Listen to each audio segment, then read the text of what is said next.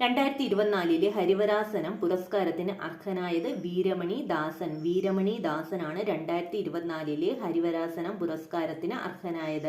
ബംഗ്ലാദേശിന്റെ പ്രധാനമന്ത്രിയായി വീണ്ടും തെരഞ്ഞെടുക്കപ്പെട്ടത് ഷെയ്ഖ് ഹസീന. ഷെയ്ഖ് ഹസീനയാണ് ബംഗ്ലാദേശിന്റെ പ്രധാനമന്ത്രിയായി വീണ്ടും തെരഞ്ഞെടുക്കപ്പെട്ടത്. യുനെസ്കോ ലോക പൈതൃക കമ്മിറ്റി 2024 വേദി ഇന്ത്യയാണ് യുനെസ്കോയുടെ ലോക പൈതൃക കമ്മിറ്റി 2024 വേദി.